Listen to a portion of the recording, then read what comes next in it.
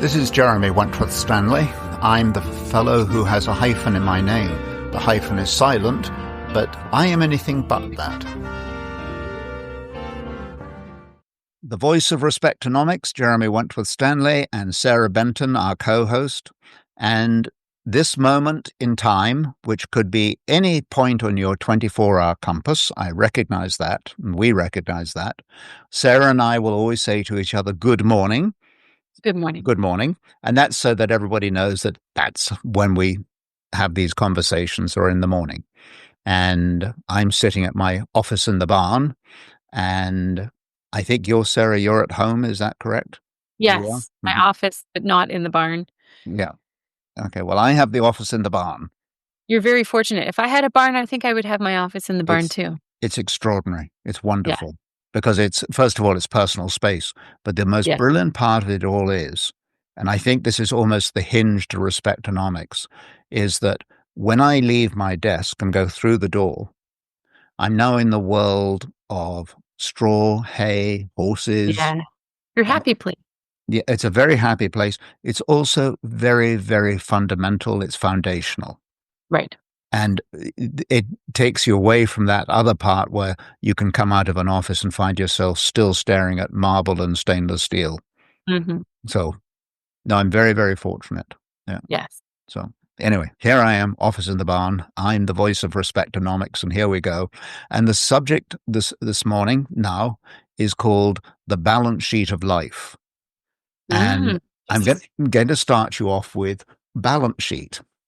Okay. Because obviously we're going to get into, okay, Jeremy, what is the Latin and what is the Greek origin of the balance sheet? Of course. Yeah, I'm just dying for you to ask me. But the balance part of it is, in fact, these are the weigh scales that you used to, it's from the Latin bilax, which means that you had two scales. And you put a weight in one and a weight in the other. And when they were in balance, they were in balance. And that's the bilax, two pans. But the sheet part of it is fascinating because it's not so much a Latin or Greek origin. The original contracts that, say, a medieval landlord would have with his tenant was written on a lambskin's sheet or fleece. Mm-hmm. And the reason for doing that is because the lambskin or sheepskin, the fleece, was very durable. It could be rolled up. It would withstand many different conditions of damp and heat and all that stuff. Okay. And at the same time, it would be, you could write on it, and it was indelible. So the sheet part of it goes back hundreds of years. And the balance sheet, as we typically talk about one in the financial world, you hear the word the balance sheet. The balance is because the two sides have to balance. But the sheet part is, not only did you write down the deal, but then you would fold it over like a piece of paper. And the key was that when you folded it over, whether it was a fleece or whatever, but each corner had to match with the other corner. Just like a piece of paper. When you fold a piece of paper, you tend to see if you can make it all square and nice. I have a feeling you do that sort of thing. Symmetrical thing? Yeah. Mm-hmm.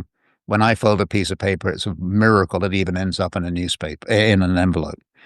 But anyway, but that's where the word balance sheet comes from. So it's meant to be something that's indelible. It's something that is even on both sides.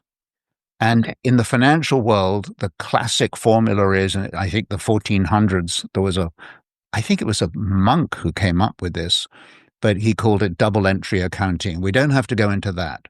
But what we need to look at is this. On the one side of the balance sheet, you have the assets, and on the other side, you have the liabilities. And when you look at the difference between the two, that shows you your net worth. So in other words, I mean, when you go and see the bank and he says, or she says, now, how much have you got in assets? And you say, I got my house and I got my RSP and I've got all these other bits and pieces. Those are your assets. And then your liabilities are the things that you owe on a credit line or whatever it is.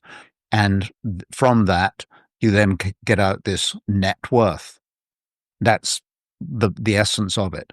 Two things about a balance sheet that are interesting. One is it's a snapshot.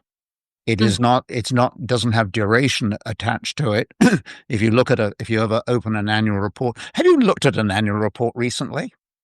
I Yes. Yeah. maybe not exactly recently. However, I have many annual reports in my days. I think you did. And that's why I asked the question rather coyly. But you will remember that, excuse me, the balance sheet was always as at a certain date, December Correct. 31 or whatever it would be, the end of the fiscal year.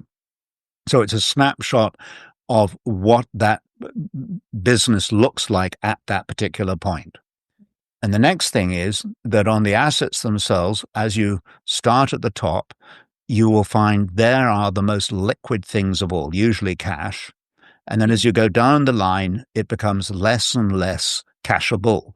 So you go from that to a building, to plant machinery and equipment, and shows Right. you all the assets of the business.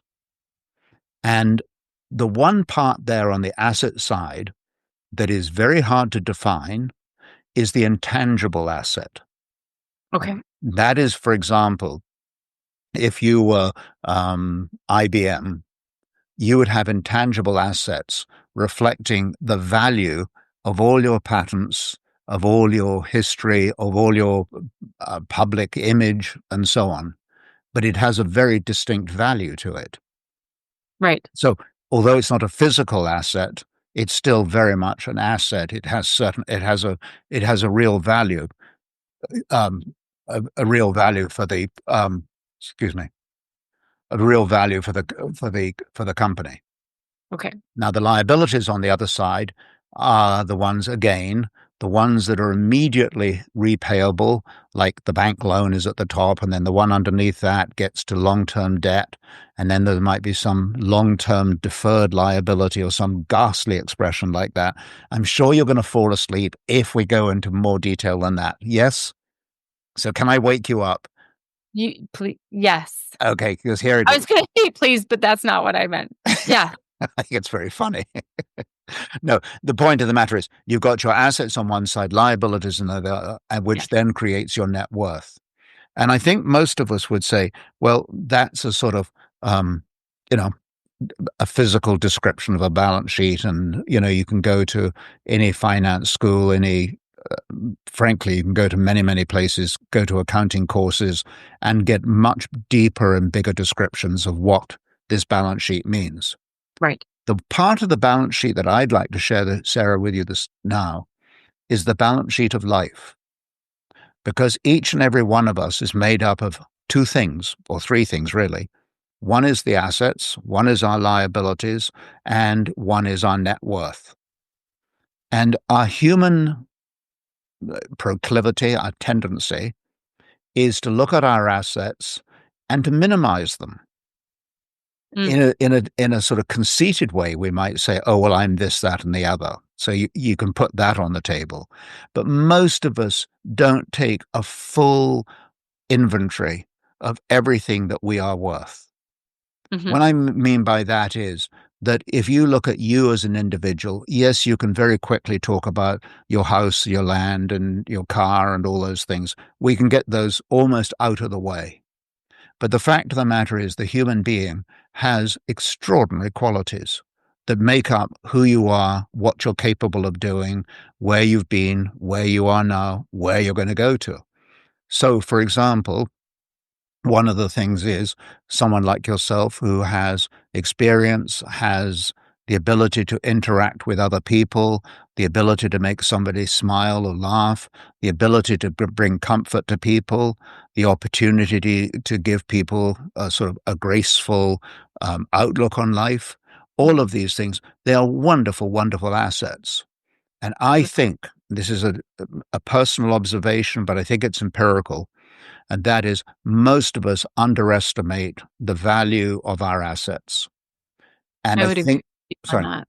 Hmm? I would agree with you on that Yeah. for sure. So the exercise we're talking about is to take a snapshot. You don't have to do it every day. A snapshot just means when you feel like doing it, really. But take a snapshot of your assets, because the assets that we have extraordinary value to other people. If you Hmm. look at the company's balance sheet and he says he's got, or she's, the balance sheet says they've got this amount in equipment and blah, blah, blah, you could ask a very reasonable question: to whose benefit? Right. And the quick answer, of course, is to the benefit of the corporation. Well, then you go one step further and say that's to the benefit of the shareholders, the benefit of the suppliers, the employees, the customers. Right. So all of those assets have a sort of spider effect. They're much more. They're like a hydra. They go out into many different places. The Mhm. tentacles, and I think we need to be very aware of the assets that we have as human beings on that left-hand side of the balance sheet. I think also when you're speaking of or talking about value and Mm, underestimating or not recognizing maybe or the awareness, the value that we have, I think it's an important distinction as well to call out that we also own that ourselves, as yeah, opposed to relying on somebody else it's dic- very personal. or calling out or recognizing what our value is. Don't put our value into somebody else's hands in terms of them Absolutely. determining what our value is. Well, that raises an interesting point, doesn't it? Because if a balance sheet shows the assets of the company, generally speaking, the company doesn't say, "Oh, by the way, all our assets are on the curb and you can pick them up whenever you want." Mhm. The company will predictably say, "We have manufactured this, that, or the other, and we expect to be paid for them." Right, Another way of saying we should not be flippant with our values. They right, have enormous value, just as you have said.